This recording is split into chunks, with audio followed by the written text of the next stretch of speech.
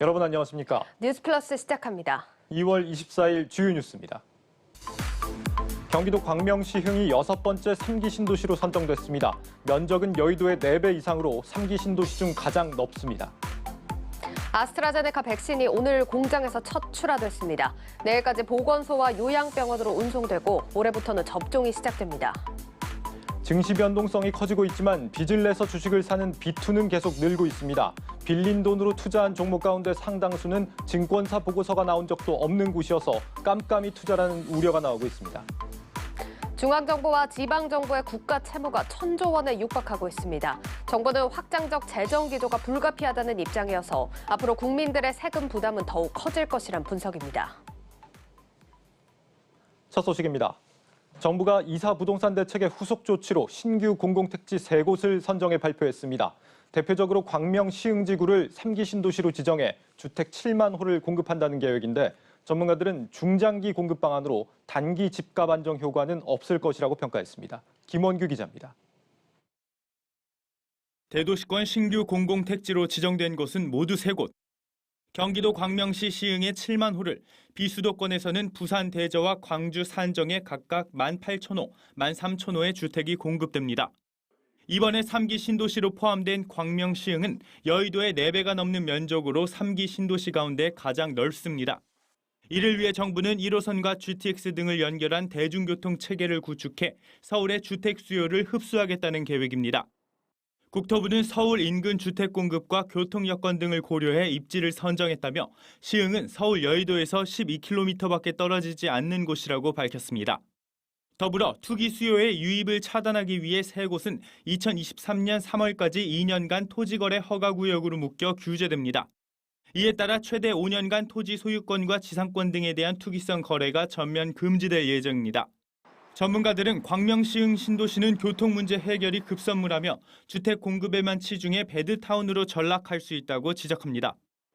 시흥 쪽에는 규모가 생각보다 크지 않고 자족 기능을 갖춘 신도시가 좀 되기 어렵다. 그리고 이제 시흥 같은 경우에는 수도권에서 교통 사각지대인데 이제 광역 교통망을 선구축하고 신도시를 개발해야만 SOC 건설 비용들이 줄어들 수 있다. 정부의 바람대로 주택 공급을 통해 널뛰는 집값을 잡을 수 있을지 시장의 관심이 높습니다. 다만 이번 신규 공공택지는 심의를 거쳐 내년 상반기 지구 지정이 완료되고 분양까지 4년가량이 걸립니다. 지금 단기적인 시장 안정 효과는 기대하기는 힘든 상황이고 다만 이제 기대 심리에 대한 부분에 영향을 줘서 좀 안정세를 만들어낼 수 있을까에 대해서는 가능성은 있지만 크게 변화를 일으키지 못할 거라는. 정부는 이사 대책에서 신규 공공택지에 주택 25만 호를 공급한다고 밝혔는데 2차로 4월 중 15만 호가 들어설 신규 택지를 공개할 계획입니다. 한국경제TV 김원규입니다. SK바이오사이언스가 생산한 아스트라제네카의 코로나19 백신이 처음으로 출하됐습니다. 내일 약 1,900개의 요양병원과 보건소로 전달돼 오는 26일 오전 9시 역사적인 첫 접종이 시작됩니다. 홍원표 기자입니다. 코로나19 백신을 실은 차량이 경찰과 군의 호송을 받으며 이동합니다. 영국 아스트라제네카가 개발하고 국내 SK바이오사이언스가 위탁 생산한 코로나19 백신이 국내에서 처음으로 출하되는 모습입니다. SK바이오사이언스 안동 공장에서 생산된 아스트라제네카 코로나19 백신은 오늘 출하돼 오는 26일 전국의 보건소와 요양병원에서 사상 처음으로 접종이 시작됩니다. 이 백신들은 전국으로 배송하기 위해 이천 물류센터에서 나누는 작업이 이뤄지고 25일부터 약 1,900개소의 전국 요양병원과 보건소로 전달됩니다. 이날 첫 출하를 시작으로 앞으로 닷새 동안 총 78만 명분이 출하됩니다. 코로나19 백신의 첫 접종은 오는 26일 오전 9시에 시작됩니다. 현재까지 접종을 희망한 대상자는 요양병원 약 19만 명, 노인 요양시설 및 정신요양, 재활시설 10만 명 등 약 29만 명입니다. 전체 접종 대상자의 94%가 접종을 받겠다고 밝혔습니다. 상급 종합병원이나 종합병원, 병원에 근무하는 의사, 간호사 등 보건의료인 약 35만 명과 119 구급대, 역학조사 요원 등 8만 명에 대해서는 3월 중 아스트라제네카 백신 접종이 시작됩니다. 또 코백스 퍼실리티를 통해 공급받는 화이자 백신 5만 8천 명분이 26일 오후 국내에 도착해 27일부터 감염병 전담병원, 중증 환자 치료 병상 등에서 근무하는 의료진에게 접종됩니다. 정은경 질병관리청장은 1차 접종은 2월에서 3월에, 2차 접종은 4월에서 5월에 각각 진행할 계획이며 아스트라제네카 백신은 8에서 12주, 화이자 백신은 3주 간격으로 접종할 예정이라고 말했습니다. 방역당국은 예방접종 후 이상 반응 발생 및 조치를 위해서 예방접종 후 약 30분간 접종기관에 머물러 이상 반응 발생 여부를 관찰한 뒤 귀가해달라고 당부했습니다. 한국경제TV 홍원표입니다. 코로나 위기 상황에서 신규 백화점을 오픈하는 것은 모험과도 같은 일이죠. 전체 면적의 절반을 매장이 아닌 산책로와 인공폭포 같은 시민들의 휴식 공간으로 꾸민 새로운 개념의 백화점이 여의도에서 문을 열었습니다. 신선미 기자입니다. 10년 만에 서울에 지어진 새 백화점 더 현대 서울. 이곳에서 가장 주목할 점은 답답함이 느껴지지 않는다는 겁니다.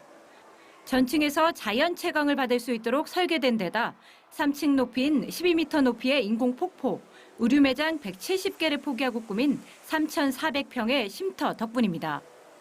특히 5층에 들어선 1000평 크기의 실내 녹색공원이 압권입니다. 천연 잔디에 30여 그루의 나무와 다양한 꽃들로 도심 속 숲을 떠올리게 합니다. 어느덧 1년을 넘어가고 있는 코로나 일상에서 행동 반경은 동네로 좁아졌고 그만큼 사람들은 과거로 돌아가고 싶다는 욕망도 커지고 있습니다. 더 현대 서울은 국내 유통산업이 나아가야 할 방향을 증명할 거대한 실험장이 된 셈입니다.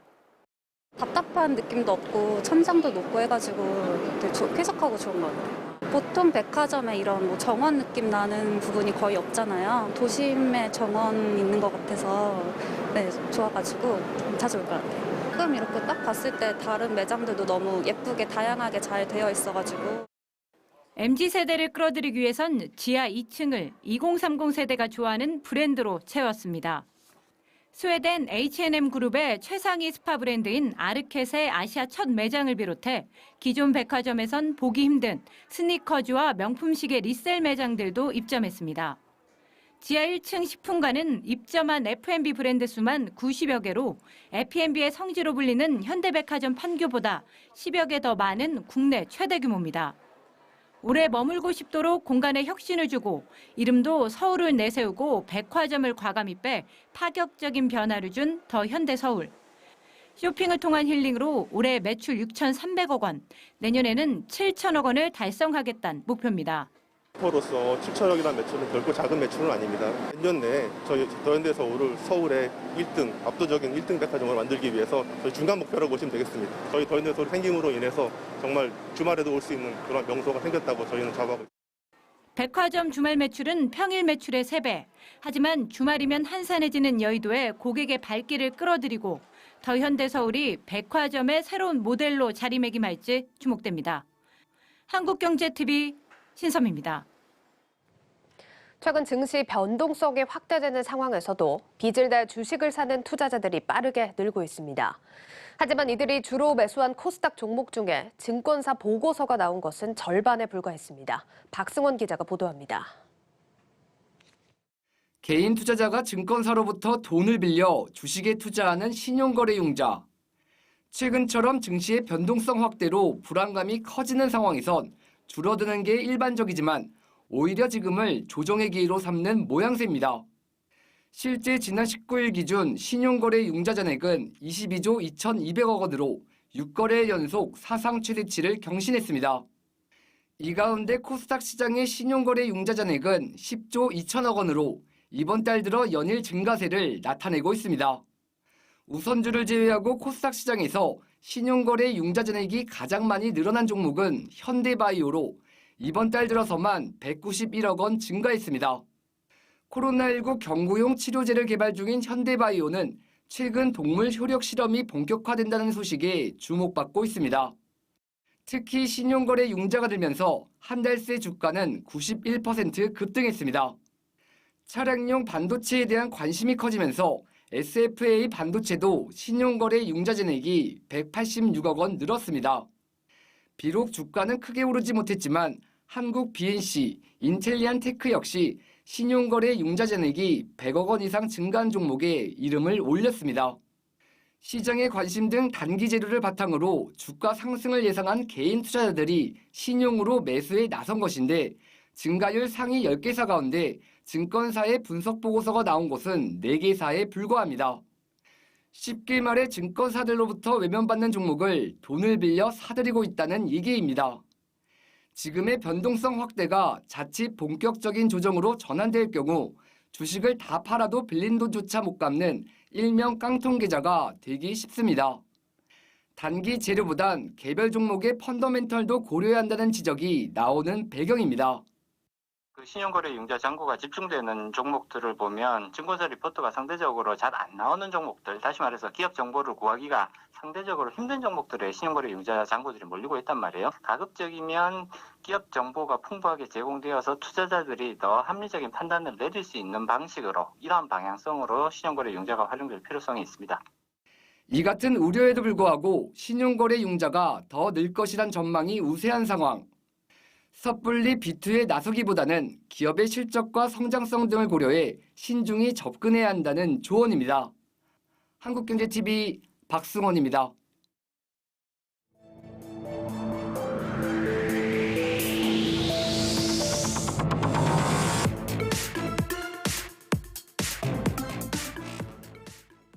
(4차) 재난지원금을 두고 국회와 정부의 막판 줄다리기가 치열합니다. 여당은 20조 이상을 하자 정부는 12조 이상은 어렵다 각각 뜻을 굽히지 않고 있습니다. 나라 곳간에 대한 평가가 서로 다르다 보니 이런 논쟁이 나오는데 우리 재정 건전성 정확히 어떤 상황인지 따져봤습니다. 먼저 강미성 기자입니다.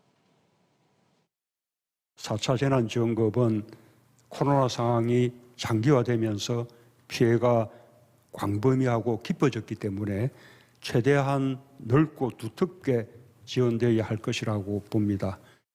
넓고 두텁게라는 기조 속에 당정이 막판 조율 중인 4차 재난지원금. 15조에서 20조 원 규모가 될 것으로 예상되는데 재원은 대부분 적자국채로 충당될 전망입니다. 적자국채를 10조 원 발행하면 국가 채무는 965조 원, 20조 원 발행하면 975조 원까지 늘어나게 됩니다. 코로나 재확산 상황에 따라 추가 재난지원금을 지급할 가능성도 있는 만큼 올해 국가 채무는 1,000조 원을 넘을 수 있다는 우려도 나오고 있습니다. 국가 채무에는 포함되지 않지만 공기업 부채까지 합산한 국가 부채는 이미 1,100조 원을 넘어선 상황입니다. 나랏빚 증가는 코로나19로 재정 수요가 늘어난 탓도 있지만 코로나 이전부터 이번 정부 들어 정치권의 복지 욕구가 급증하면서 시작됐다는 게 대체적인 분석입니다. 2017년 660조 원이었던 국가 채무는 해마다 가파르게 늘어 4년 새 400조 원가량 불어났습니다. 저성장 시기로 접어들었는데 진전되면서 그런 복지 수요가 급격히 늘어나고 있는 것이 국가 부채가 빨라지는 그런 하나의 배경이다 이렇게 볼 수 있습니다. 국가 채무 증가뿐 아니라 증가 속도도 큰 문제입니다. 재정 건전성 지표인 GDP 대비 국가 채무 비율은 2017년 36%에서 지난해 43.5% 올랐고 내년엔 50.9%가 될 전망입니다. 지난 정부와 비교하면 빠른 증가세입니다. 국가 채무 가운데 나중에 국민들의 세금으로 갚아야 하는 적자성 채무가 늘고 있다는 것도 걱정거리입니다. 이번 정부에 들어가지고 금융성 채무보다는 적자성 채무가 굉장히 많이 늘어났잖아요. 담보가 없이 세입 가지고 이제 그 상환해야 되는 채무가 이제 많이 늘어난 질적으로도 악화된 것이죠. 올해 국가 채무 중 적자성 채무는 593조 원 수준으로 전체 국가 채무의 62.8%에 달합니다. 앞으로 3년 뒤인 224년에는 900조 원에 이를 것으로 예상됩니다.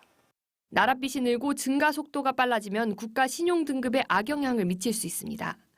앞서 국제신용평가사 피치는 지난해 한국의 GDP 대비 부채 비율이 2023년 46%까지 증가할 경우 중기적으로 국가 신용 등급의 하방 압력으로 작용할 수 있다고 경고한 바 있습니다. 한국경제TV 강미선입니다. 이렇게 나라빚이 빠르게 늘어나는 걸 막기 위해 정부가 지난해부터 내세운 것이 재정 준칙입니다. 하지만 기준이 너무 느슨해 오히려 채무를 늘리는 구실이 될 수 있다는 지적도 나옵니다.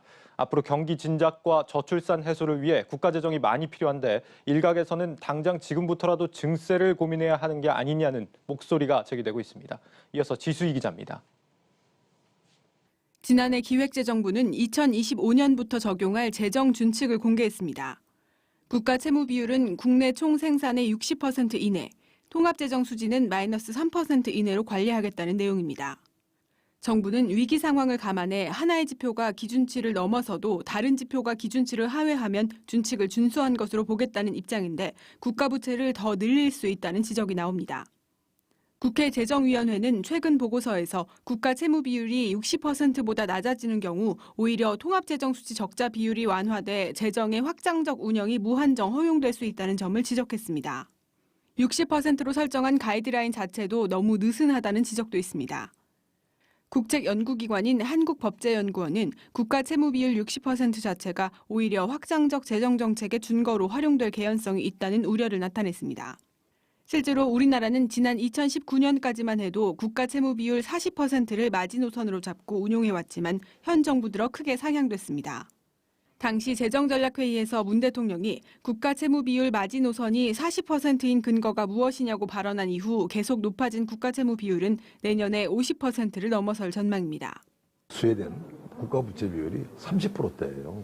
그리스, 이태리, 스페인 이런 나라는 100%가 넘습니다. 평균을 비교해가지고 우리가 낮다고 그러는데 우리는 이미 지금 국가 부채 비율이 굉장히 위험한 수위다. 그 나라가 처음부터 국가 부채 비율이 높은 나라가 아닙니다. 그 전까지만 하더라도 국가 부채 비율이 한 50%대도 안 됐습니다. 오늘 막 쓰기 시작하니까 부채가 부채를 자꾸 일으켜가지고 완전히 그냥 급상승하는 이런 걸 그린 거거든요. 국가 부채 증가로 인한 부작용을 주목한 정치권에선 코로나 위기 대응뿐 아니라 장기 재정 건전성을 위해서라도 증세 논의가 필요하다는 의견이 나옵니다. 4월 선거를 앞두고 증세 논의는 정치권에서 민심을 잃을 수 있는 치명적인 주제지만 여권에서조차 논의가 필요하다는 입장입니다. 당장 코로나 위기 극복을 위해서라도 한시적 증세가 필요하다는 주장뿐 아니라 기본소득 등 저성장과 고령화 대비를 위한 재정 확축이 필요하다는 의견도 제시됩니다. 전문가들은 단순히 코로나 극복을 위한 증세가 아니라 세출이 계속 늘어나는 재정의 구조적 문제 해결을 위해 장기적 방안을 논의할 필요가 있다고 지적합니다. 부담되는 국채가 더 쌓일 것이고 그것이 필요한 시점보다 늦춰지면 경제적 충격은 더 커지겠죠. 조금 더 많이 해야 되고 조금 더 급격하게 해야 되니까 일회성이 아니라 앞으로 계속 운용되는 제도 중심으로 늘어나는 지출 분야 내지는 재정 적자의 성격에 맞춰서 전문가들은 또 지금처럼 경기 수축기가 아닌 경기 확장기나 2%대 후반인 우리의 잠재 성장률을 회복하는 시기에 증세를 하는 것이 부작용을 줄일 수 있다고 강조했습니다. 한국경제TV 지수입니다. 네, 우리 국가 채무에 대한 좀 더 자세한 이야기 전문가와 함께 나눠보겠습니다. 서울대 경제학부 이인호 교수 나와 있습니다. 교수님 어서 오십시오. 네, 안녕하세요. 안녕하세요. 현재 우리 국가 채무 수준을 놓고 평가들이 좀 갈리고 있긴 합니다. 그런데 뭐 어쨌거나 지금 좀 나라 빚이 자꾸 늘면 안 된다 이런 주장들이 있는 상황이긴 한데 또 다른 쪽에서는 지금 뭐 나라 경제 상황이 어려운데 아무래도 좀 어려울 때 채무를 좀 늘렸다가 나중에 좀 개선이 됐을 때 세수를 많이 확보해서 좀 줄여나가면 되지 않느냐 이런 주장도 있습니다. 어떻게 보십니까? 두 주장이 다 일리가 있는 것 같고요. 그리고 그 두 주장을 동시에 이룰 수 있는 그런 방법을 저희가 찾아야 되는데 저희가 어려울 때 돈을 쓰는 건 맞습니다. 근데 그 돈을 썼다면은 그거를 나중에 저희가 어떻게 다시 받을 수 있는 곳에다 써야 되는 거 아니겠습니까? 개인으로서도 예를 들어서 제가 100만 원을 빌려가지고 학원에 가서 등록을 해서 내가 좋은 일자리를 찾는 데 썼다면 100만 원이 좋습니다. 그런데 내가 10만 원을 빌려가지고 밖에 나가서 소고기 먹는 데 썼다. 그거 10만 원이지만 없어지는 거 아닙니까? 그렇죠. 결국 재정도 저희가 쓰려면은 이 투자나 그 고용이나 이런 쪽에 도움이 될 수 있는 거에다 써가지고 내년 후년에 저희가 돈을 다시 벌 수 있는 쪽에다가 투자를 해야 되는 거지 같은 돈이라 하더라도 낭비를 하면 안 된다는 생각입니다. 예, 채무를 어떻게 만들어낼 것이냐도 중요한 부분이다 이런 지적을 해주셨는데요.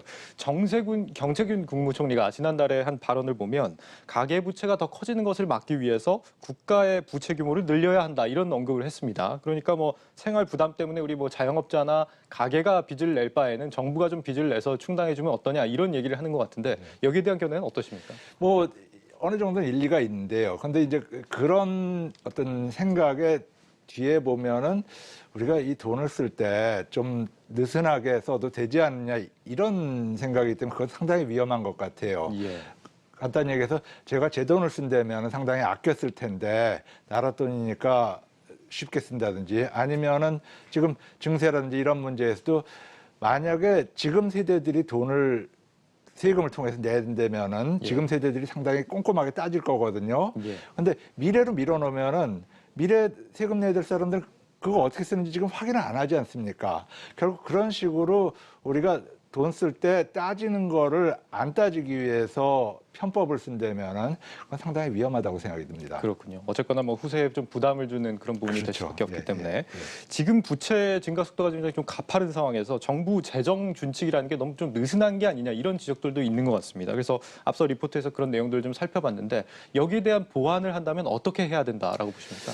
글쎄요, 이제 어떤 준칙이란 거는 기준을 만드는 거죠. 근데 그 기준 자체가 너무 경직적이라면은 아마 저희들이 운영을 하면서 얻는 것보다 잃는 것이 좀 많을 수도 있습니다. 그러니까 그 어느 정도의 운영의 여유는 두되 이거를 만드는 것 자체는 무척 중요한 것 같습니다. 지금처럼 그냥 쓰면서 우리 다음에 가면 좀 조심하겠습니다. 이거보다는 저희들이 어떤 식으로 그 쓴다. 나라를 경영하는데 어떻게 계획이나 그 기준이 없을 수가 있겠습니까? 그렇죠. 그래서 저희가 그 기준 재정 준칙의 엄격함 그 자체가 그렇게 큰 이슈는 아닌 것 같고 어쩔 수 없이 상당한 여유를 주셔야 돼요. 작년 올해처럼 코로나 사태가 터져가지고 엄청나게 어려운 상태에서 뭐 평상시처럼 몇 프로 이상은 안 된다. 이걸 그대로 지키는 거는 그건 우둔한 짓이죠. 그렇지만 그렇다고 해가지고 아무런 기준 없이 쓰고 싶은 만큼 막 쓰자. 이거는 안 된다고 생각이 듭니다. 알겠습니다. 일각에서는 지금 증세 얘기도 조금씩 좀 나오는 것 같습니다. 증세가 지금 필요한 단계입니까? 어떻게 보십니까? 결국 지금 재정 적자가 자꾸 늘어나고 있는데 저는 증세 쪽을 들여다보는 것이 방금 말씀드린 대로 돈을 쓸 때 좀 따질 수 있는 그런 환경을 만들어준다는 거에서 차라리 나은 것 같습니다. 증세를 안 하고 증세를 하면 이제 바로 저희들이 세금을 내야 되니까 저희들의 세금이 늘어나니까 저희들이 야 그거 꼭 써야 되겠냐 이런 식으로 물어볼 텐데 증세를 안 하고 미래 채무로 해가지고 국채를 발행해가지고 나중에 갚는 걸로 만들어 놓으면 나중 우리 미래 세대들이 나중에서 내가 이거 나라면 이런 돈을 안 썼을 텐데 이런 얘기가 나올 테니까 그런 의미에선 증세가 좀 나은 것 같고 무엇보다도 재정 지출을 함에 있어서 꼼꼼하고 효율성 위주로 쓰는 것이 가장 중요하다고 생각이 듭니다. 일종의 뭐 책임감을 좀 더 온 국민이 갖고 그런 차원에서 증세 논의를 미리 하는 것도 나쁘지 않다 이런 주장이시고요. 알겠습니다. 서울대 경제학부 이인호 교수와 함께했습니다. 교수님 잘 들었습니다. 감사합니다.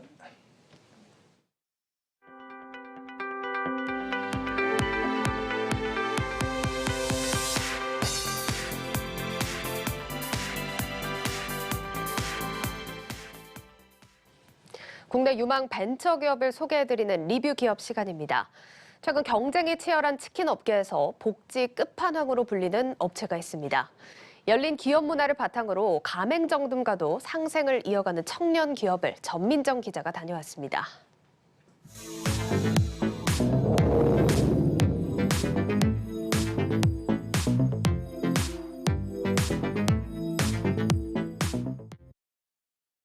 입사하면 아파트 숙소는 물론 월세까지 지원해주는 중소기업이 있습니다.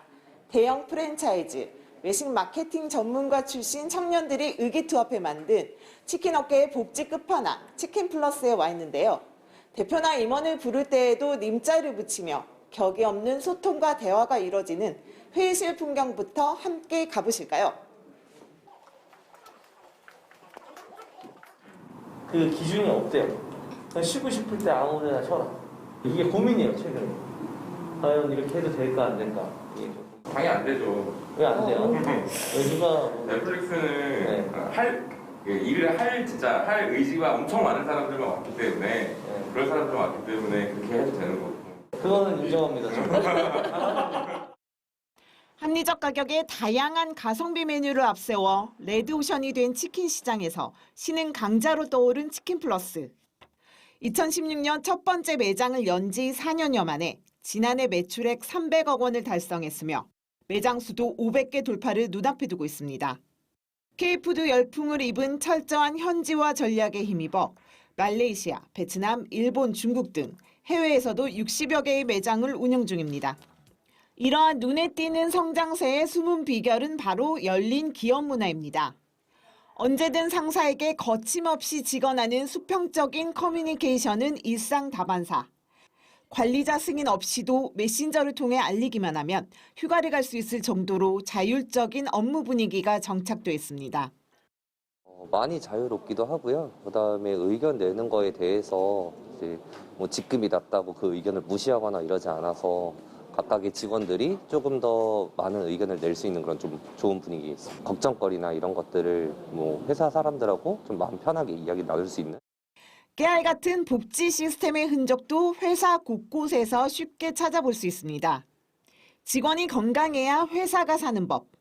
회사 명의의 회원번호만 알면 자율적으로 스케줄을 정해 인근 헬스장을 무료로 이용할 수 있습니다. 열심히 일한 만큼 쉬어라. 휴게 공간엔 직원들이 휴식을 취할 수 있도록 안마의자 설치는 기본. 클럽 조명과 음향시설까지 갖춰 사무실 회식 땐 언제든 스트레스를 풀 수 있습니다. 외모가 경쟁력인 시대, 눈썹 문신 비용도 회사에서 지원해줍니다. 직원 평균 연령 30대인 이곳에선 무엇보다 본격적으로 생애 설계를 해야 하는 청년 직원들이 의식주 걱정 없이 마음 편히 직장에 다니고 안정적인 가정을 꾸릴 수 있도록 하는 게 목표. 아파트 숙소와 월세 지원, 소개팅 비용, 결혼정보회사 가입비 지원과 같은 독특한 복지 혜택도 이러한 치킨 플러스만의 행복 경영 철학에서 나왔습니다. 살아가는 동안에 이제 삶에서 어떤 시기에는 이제 다른 분들이 무언가를 하고 있는데 나는 못 하고 있으면 그게 약간 좀 뭔가 좀 힘든 수도 있잖아요. 취업을 이제 해야 되는 시기잖아요. 취업을 하면 그 다음에는 돈을 좀 벌고 그 다음에 결혼을 하고 이제 집을 사고 노후를 대비하고 이런 것들을 좀 도와주고 싶다는 생각이 되게 좀 크거든요. 왜냐면 제가 옛날에 돈이 없었던 시기도 있고 노총각이어서 사실 제가 그 이유가 제가 그 아픔을 알아서 그런 거예요. 가맹점주도 예외는 아닙니다. 가맹비, 교육비, 로열티, 산무 정책에 이어 일정 매출에 미달하면 최대 3천만 원까지 현금으로 지원해주는 프로모션도 시행할 계획입니다. 이제 뭐 가맹비라든가 교육비 그리고 뭐 이제 추가적으로 들어가는 뭐 인테리어 비용 이런 것들을 전혀 하지 않았었어요. 없이 그냥 편하게 저비용으로 창업할 수 있게끔 도와드리고 있었는데 그런 쪽에서 좀 접근이 쉬웠었던 것 같긴 하고요. 그리고 회사의 어떤 이념이나 이런 걸 했을 때 사장님을 1번으로 생각하는 거. 행복과 희망을 전파하기 위해 태어나고 타인을 돕는 것에 보람을 느낀다는 치킨 플러스인들의 성장 질주. 그 끝은 과연 어디일지 기대가 모아집니다. 한국경제TV 전민정입니다.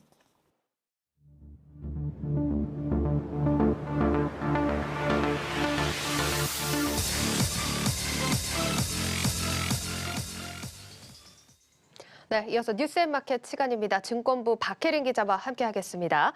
자, 박 기자, 이제 백신 접종이 이번 주부터 본격적으로 시작이 되면서 경기 회복에 대한 기대감 커지고 있고 그런 만큼 경기 민감주들에 대한 투심도 어느 정도 개선이 되고 있는 상황입니다. 뭐 여러 업종들이 있겠지만 일단은 소비 업종을 한번 체크해보고 싶은데 어떤 종목이 있을까요? 그렇다면 오늘은 신세계를 한번 다뤄보도록 하겠습니다. 네. 신세계는 최근 증권가에서 불황의 터널 끝에 서 있는 종목으로 꼽히기 때문입니다. 불황의 터널 끝에 있다. 그러면 이제 출구가 보인다라고 해석을 해도 되는 겁니까? 네, 맞습니다. 최근 주가 상승세만 봐도 기대감이 실려 있다는 것을 알 수 있는데요. 보시다시피 이달에만 약 20%가량 주가가 올랐습니다. 네. 특히 기관 투자자들이 신세계를 집중적으로 사들이고 있습니다. 오늘까지 단 6거래일을 제외하고 모두 순매수로 일관하고 있는 모습을 확인해 보실 수 있습니다. 그렇습니다. 정말 2월 들어서 가파르게 올라와 주고 있고 오늘은 뭐 조정이 나오긴 했지만 어제만 해도 1일 5%대 급등을 또 해주기도 했습니다. 실적 개선에 대한 기대감일까요? 그렇습니다. 4분기 실적을 보면 매출액과 영업이익이 각각 24%, 47% 감소했습니다. 네. 다만 이미 시장에서 예견하던 바였고 예상했던 만큼 나온 것이라서 시장에 큰 충격은 없었습니다.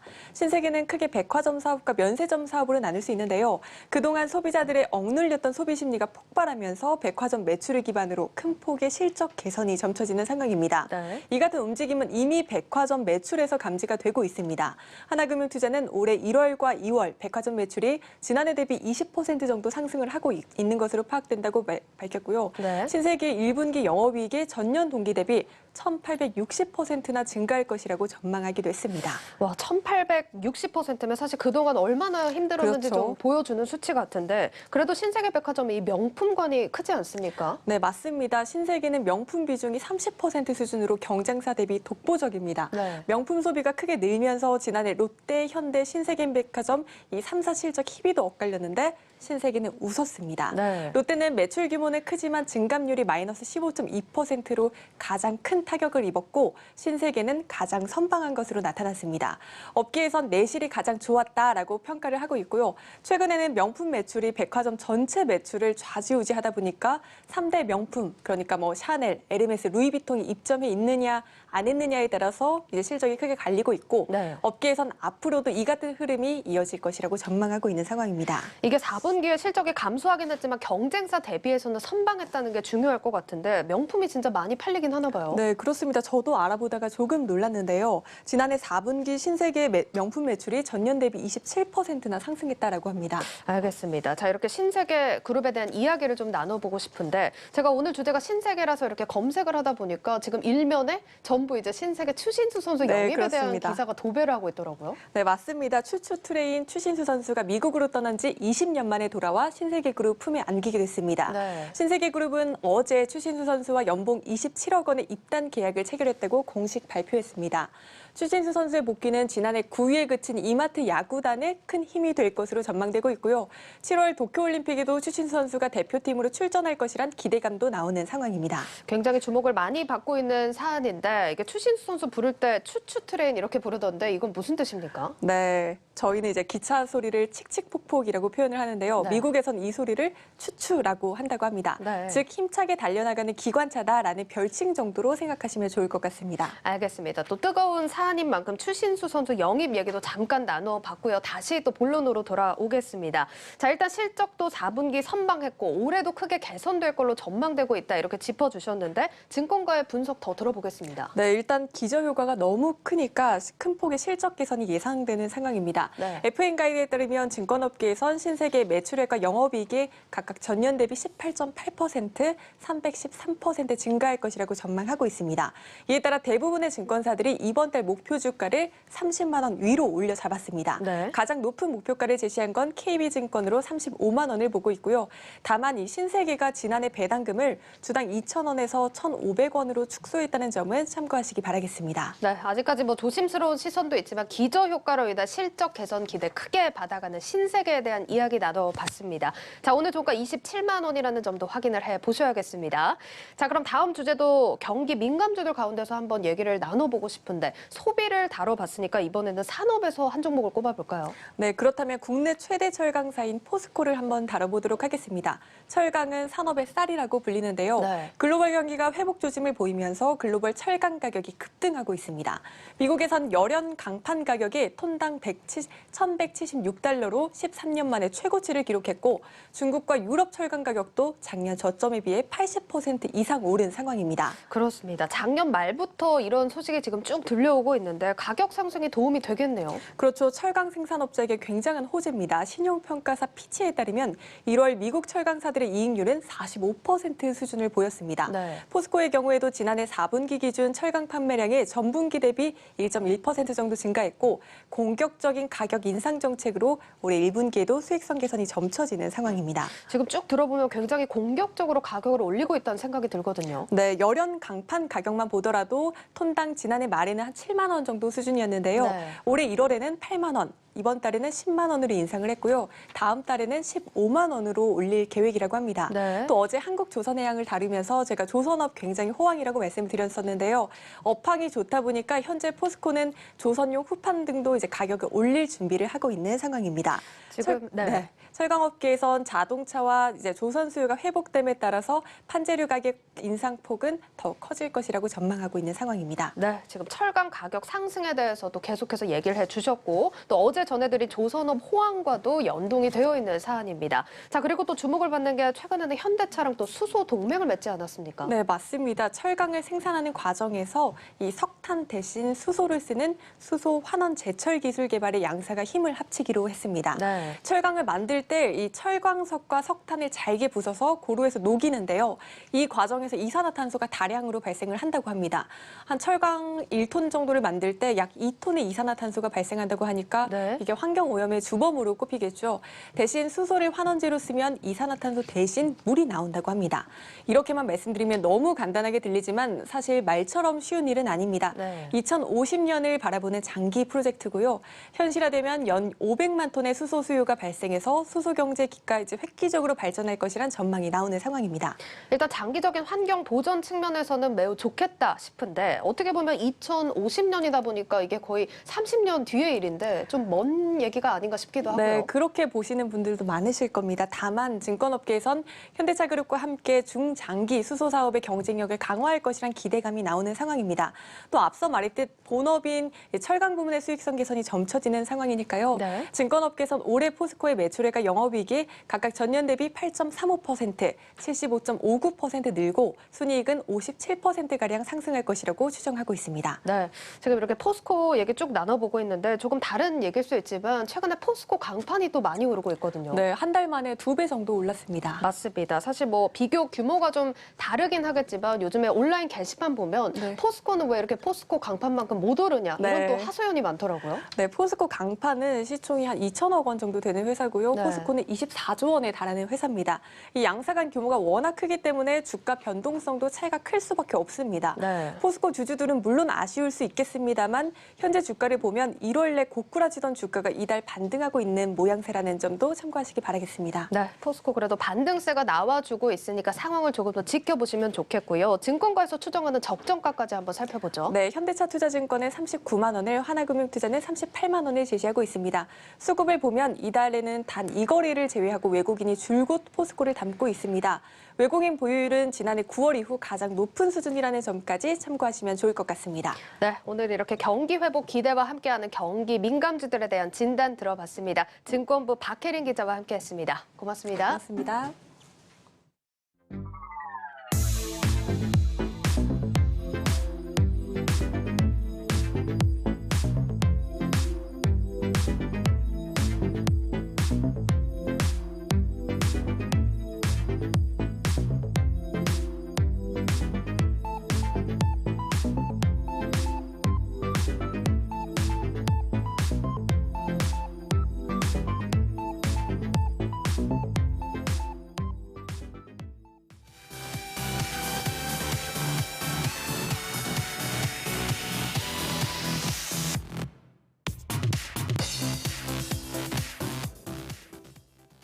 네, 플러스픽 시간입니다. 오늘도 이지우 기자와 함께하겠습니다. 이 기자, 첫 번째 키워드 바라보겠습니다. 네. 첫 번째 키워드가 환생은 어려웁니다. 네, 혹시 환생하려면 뭐가 필요한지 아십니까? 환생하려면 잘 살아야 되지 않을까요? 착하게? 환생의 불꽃이 필요합니다. 환생의 불꽃이요. 네, 민망하네요. 네, 이게 무슨 말인가 하시는 분들이 계실 텐데요. 넥슨의 메이플 스토리에 나오는 게임 아이템입니다. 이걸 얻기가 굉장히 힘들다고 해서 키워드를 이렇게 잡아봤습니다. 게임에서 환생을 시켜주는 아이템인가 보죠? 환생을 시켜주는 건 아니고 이 게임이 사냥을 하는 게임이거든요. 근데 이 사냥을 할 때 필요한 무기의 성능을 높여주는 그런 아이템입니다. 그런데 이게 확률형 아이템입니다. 사진을 좀 준비를 했는데요. 이렇게 아이템 옆에도 무작위로 기능을 부여한다 이렇게 쓰여 있죠. 다시 말해서 이 아이템을 정가에 파는 게 아니라 이거를 뭐 파는 대신에 뽑기 형식으로 계속해서 내가 원하는 아이템이 나오도록 뽑게 하는 건데 이거에 뭐 수천만 원까지 쓰는 사람들이 있다고 하더라고요. 네, 한국 게임들이 이렇게 뽑기에 굉장히 돈을 쓰기 쉽게 설계가 돼 있다는 얘기는 뭐 유명한데 이게 이번에 논란이 됐다고요? 이 부분 뭐 원래부터 계속 지적이 되었던 문제 아닙니까? 네, 혹시 메이플 스토리 해보셨습니까? 해보진 않았습니다. 네, 이 게임이 2003년에 나왔거든요. 그래서 아이템도 굉장히 오래됐는데 왜 이번에 화제가 됐는지 사진을 먼저 준비를 좀 했습니다. 네, 이게 넥슨에서 내놓은 공지인데 보시면 앞으로 아이템은 동일한 확률로 부여가 된다, 이렇게 수정이 된다, 이렇게 쓰여 있죠. 네. 동일한 확률로 그동안은 부여되지 않았다 이런 얘기로 들리는데 네. 정확히 이게 어떻게 문제라는 겁니까? 그러니까 동일한 확률로 부여되지 않았다. 다시 말해서 내가 인기 있고 내가 좋아하는 아이템이 나오기 힘들다. 이런 뜻으로 좀 풀이가 될 수 있겠고 예. 이용자들은 관련해서 수년 전부터 사실 조작 의혹을 좀 제기해온 상황입니다. 이럴 때마다 넥슨은 우리는 동일한 확률로 제공을 했다 이렇게 밝혔는데 이번 공지를 통해서 조작을 시인한 셈이다. 이런 비판이 좀 일고 있는 상황입니다. 더 큰 문제가 있는데요. 알아보니까 지금 사진으로 보이시는 것처럼 한 이용자가 비슷한 문제를 2019년 7월에 똑같이 제기를 하고 있습니다. 그런데 넥슨의 대답이 전혀 문제가 없다 이렇게 밝혔거든요. 그러니까 2019년부터 지금까지 10년 넘게 이 문제를 좀 방치했다 이렇게 볼 수가 있겠습니다. 그렇군요. 회사 편을 드는 건 아니지만 제가 네. 이렇게 공지를 하게 되면 이제 논란이 될 거라는 거를 회사 입장에서도 이미 알았을 텐데 왜 이런 공지를 했나 궁금한데요. 사실 바보가 아닌 이상 알았을 겁니다. 그런데 공지를 하고 싶어서가 아니라 사실 할 수밖에 없는 상황일 수도 있는데 바로 게임법 개정안이 좀 발의된 상황입니다. 이 게임법 개정안이 뭐냐면 확률형 아이템에 대한 정보를 게임사가 반드시 공개를 해야 되고 또 이런 아이템들을 정부가 직접 관리하는 내용을 담고 있는데요. 이런 방침이 나오니까 이제 선제적으로 넥슨에서 먼저 이런 공지를 하고 수정 조치를 한 것으로 좀 보입니다. 네, 법까지 나오게 된 데는 다 그만한 이유가 있겠죠. 게임사들의 사행성이 도를 넘었다 이런 지적이 나오고 있죠. 네, 맞습니다. 혹시 리니지는 하십니까? 역시 하지 않습니다. 네, 앵커는 게임을 안 좋아하시는가 본데 네, 리니지 2M의 한 아이템 신화 무기라는 것도 2억 원을 써도 사실 쓰기가 힘들다, 얻기가 힘들다 이런 논란이 좀 있었습니다. 게임사에게는 이런 확률형 아이템이 황금알을 낳는 거위라고도 할 수 있는데 이런 방식을 도입한 회사가 뭐 넥슨이나 넷마블, NC 같은 회사들이 있는데 지단의 매출을 합쳐보면 8조 원이 넘습니다. 게임업계에서는 영업비밀을 이유로 이런 게임법 개정안을 반대하고 있는데 사실상 뭐 통과될 가능성은 좀 커 보이는데 이런 것들로 인해서 뭐 게임업체에 투자하신 분들 좀 우려하실 수도 있겠습니다만 증권가에서는 게임법 개정안 크게 실적에 영향을 미치거나 주가에 영향을 미치지는 않을 것이다. 이런 전망을 내놓고 있습니다. 네, 다음 키워드 보겠습니다. 네. 네가 왜 거기서 나와라고 네. 돼 있네요. 네가 왜 거기서 나와 이런 노래를 제가 또 오늘 가져왔는데요. 네. 그런 노래가 있었습니까? 그런 예. 노래가 있습니다. 네. 어쨌든 예전에 저희 플러스픽에서도 다뤘던 영원한 공매도 금지를 요청한다 이런 청원 기억하십니까? 기억하죠. 공매도 재개를 한다고 하니까 아예 폐지를 해달라 그런 내용이었잖아요. 네, 맞습니다. 그게 지난해 12월 31일에 시작돼서 마감일이 1월 30일이었습니다. 그러니까 얼마 전에 끝났는데 예. 사실 국민청원 다 아실 것처럼 20만 명 넘게 동의하고 참여를 하면 청와대나 또 관련 부처에서 직접 이 문의에 대해서 좀 답변을 해야 됩니다. 그러니까 20만 명이 동의가 넘었거든요. 그래서 청와대가 답변을 했는데 여러 상황을 고려를 할 때 공매도 재개는 꼭 해야 된다. 이렇게 답변을 좀 내놨습니다. 아시는 것처럼 공매도 금지 조치는 2일까지 연장이 됐고 3일부터 재개가 될 상황입니다. 그렇죠. 당국은 지금껏 공매도 재개는 뭐 피할 수 없는 것이다 이렇게 얘기를 해왔는데 그런데 여기서 키워드가 네가 왜 여기서 나와? 왜 이 얘기를 하게 되는 거죠? 네, 사실 3년 전에도 비슷한 취지의 청원이 있었거든요. 근데 그때는 금융위원장, 그러니까 주문부처는 금융위원회에서 대답을 했는데 이번에는 청와대에서 나와서 키워드를 제가 좀 이렇게 잡아봤습니다. 3년 전에 국민청원이 나온 이유는 2018년 삼성증권 유령 주식 사태 때문입니다. 이게 어떤 내용이었냐면 직원 실수로 우리 사주 배당금을 현금이 아니라 주식으로 지급을 했는데 이렇게 잘못 배당받은 주식을 일부 직원들이 시장에 판 사건이었습니다. 공매도와는 성격이 다르지만 빌린 주식이 없기 때문에 결과적으로는 좀 금지된 유형의 공매도였거든요. 이래서 공매도를 금지해야 된다 이런 국민 청원이 올라왔던 상황입니다. 네, 지난번엔 금융위원장이 답했는데 이번에 청와대가 답을 했다면 특별한 이유가 있을 것 같은데 뭐 때문입니까? 네, 맞습니다. 당시에는 사실 공매도 자체는 문제가 없다. 그런데 불법적인 내용은 좀 시정을 하겠다. 이렇게 답을 했거든요. 이번에도 사실 청와대의 요청이 있었다면 주무부처인 금융위원회에서 대답을 했었어야 됩니다. 그런데 이번에는 좀 관련한 요청이 없어서 청와대가 직접 대답을 한 것으로 좀 보입니다. 청와대가 금융위에 요청을 하지 않고 직접 나왔다고요? 네. 어떤 이유 때문이죠? 은성수 위원장, 금융위원장이 잇따라서 공매도 재개를 해야 된다 이런 공개적인 발언을 했는데 제가 알기로도 한 3-4차례 정도 됩니다. 예. 그런 상황에서 청와대 국민청원까지 금융위원회에서 대답을 한다면 오히려 역효과가 날 수도 있고 또 동어 반복이라는 불필요한 발언이 될 수 있다. 이런 지적들 때문으로 좀 풀이가 됩니다. 네, 청와대가 직접 나왔다고 하니까 뭔가 격을 높인 것 같긴 하지만 실제로는 오히려 청와대에서도 뭐 디지털 소통센터인가요? 네. 거기서 서면으로만 답변을 했기 때문에 맞습니다. 격을 오히려 낮춘 것이다 이런 얘기가 있습니다. 오히려 뭐 국민들에 대한 성의가 없는 것이 아니냐 이런 비판을 받고 있는 상황인데 네. 공매도에 대한 개인들의 반발 여전한 상황이죠. 맞습니다. 사실 뭐 개인 투자자들이 가장 걱정하는 것은 주가 하락일 겁니다. 뭐 그래서 말씀드렸던 것처럼 청와대 국민청원도 계속해서 제기되고 있고 공매도가 재개되면 그 공매도 세력과 싸우겠다는 운동 세력들도 좀 있습니다. 공매도 재개 시점을 지금은 좀 늦춘 상황이지만 개인들의 반발은 여전한 상황입니다.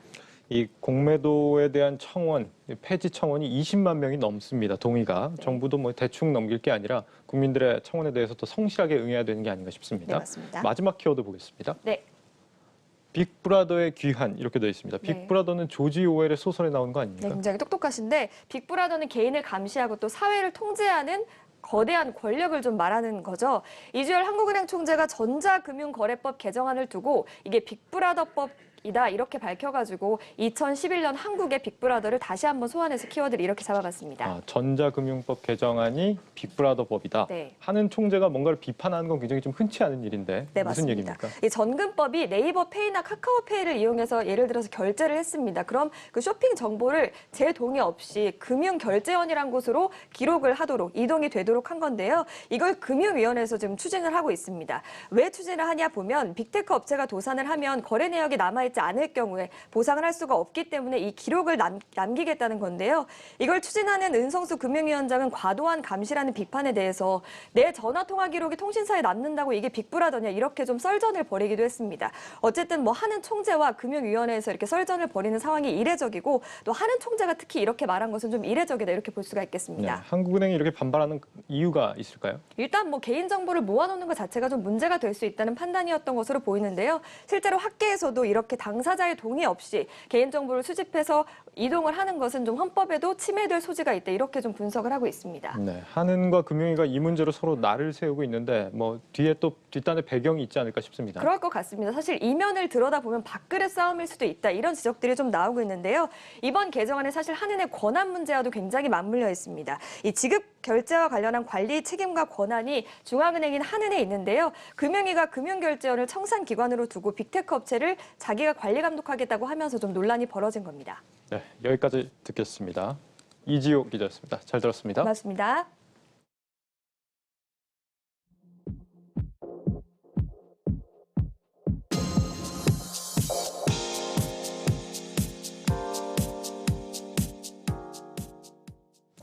놓치면 아쉬운 글로벌 뉴스입니다. 스타 투자자 캐시우드가 이끄는 아크 인베스트 펀드가 이날 큰 타격을 받으면서 캐시우드 대규모 매도세라는 우려의 목소리가 나왔습니다. CNBC에 따르면 이날 아크 이노베이션 ETF는 11% 급락세로 출발해 3.3% 하락으로 거래를 마쳤는데요. 속해 있는 기업들의 주가가 연달아 하락하면서 아크 이노베이션 ETF는 최근 고점 대비 13%가량 떨어지는 등 부진한 흐름을 보이고 있습니다.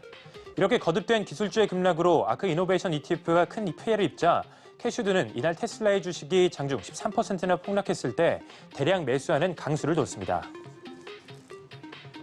다음 소식입니다. 제2의 테슬라로 불리면서 기대를 한몸에 받고 있는 미국 전기차 기업 루시드 모터스. 이 루시드 모터스의 스펙 회사 처칠 캐피털의 주가가 이날 38% 추락했습니다. 조만간 인수합병될 루시드 모터스의 첫 전기차 출시가 예정보다 늦어질 것이라는 소식이 나온 데다가 루시드 모터스의 기업 가치가 너무 높게 책정됐다는 지적이 나왔기 때문인데요. 로이터 통신은 루시드 모터스의 첫 전기차 모델 에어가 원래 올 봄에 출시될 예정이었지만 기대와 달리 연내 생산도 어려울 것 같다고 보도했고 이에 따라 일각에서는 루시드 모터스가 제2의 테슬라가 아닌 제2의 니콜라가 될 수 있다는 우려의 목소리도 나왔습니다. 지금까지 글로벌 뉴스 박찬희였습니다.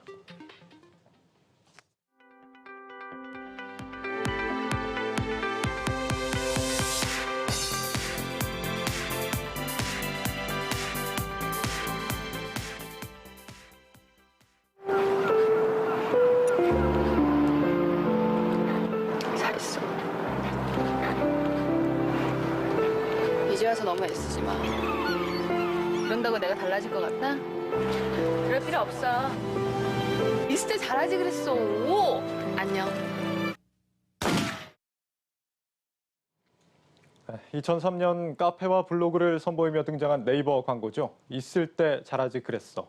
당시 한국 포털의 강자 다음을 겨냥한 이 도발적인 문구는 결국 네이버로 시선을 모으는 데 성공했고 이후 네이버는 한국 검색 트래픽 70% 이상을 보유한 최대 포털 플랫폼으로 자리매김하게 됐습니다. 그리고 네이버는 이용자로부터 받은 검색 데이터를 다시 이용자들에게 돌려주겠다며 2005년 5월 실검 서비스를 선보였는데요. 세간의 관심사가 뭔지 궁금해하는 이용자들이 손쉽게 이슈 파악을 할 수 있다는 이점으로 실검 서비스는 큰 사랑을 받았습니다. 하지만 논란도 끊이질 않았습니다. 2019년 조국 전 장관의 임명을 찬성하는 쪽과 반대하는 쪽이 검색어 1위를 쟁탈하며 세력 대결을 펼쳤고 특정 업체에 돈을 주면 검색어 상위 노출이 되도록 검색어 조작을 하거나 바이럴 마케팅 수단으로 이용되면서 비판에 직면하게 됩니다. 그리고 앞으로 7시간 후 네이버는 이러한 빛과 그림자를 안고 실검 서비스를 종료하게 됩니다. 실검 서비스 종료를 알린 2주 전부터 이를 둘러싼 갑론을박이 벌어졌는데요. 한때 온 국민이 애용하던 실검 서비스가 16년 만에 역사 속으로 사라진다는 점만큼은 분명 씁쓸한 일입니다. 그렇습니다. 이 검색어 운동처럼 시민들의 건전한 의사표시의 장이 사라지고 그리고 무엇보다 지금의 실검 폐지가 국민적 합의 과정 없이 정치적 논리에 휩싸인 결과라는 점은 사뭇 아쉬움이 남는 대목입니다. 그동안 철저히 알고리즘에 의해 운영된다는 해명만을 반복하며 조작 논란을 일축해왔던 네이버. 서비스 폐지를 몇 시간 앞둔 이 시점에서 18년 전 네이버의 이 문구가 다시 떠오르는 건 왜일까요? 앵커의 시선이었습니다.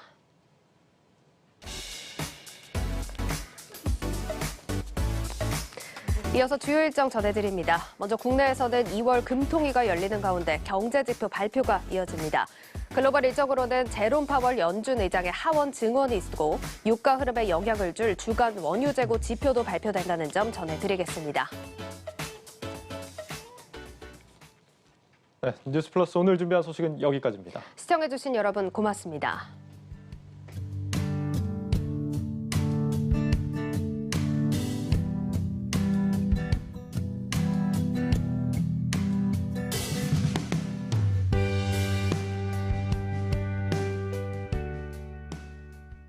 내 이름은 비스포크 큐브예요. 살균은 철, 저,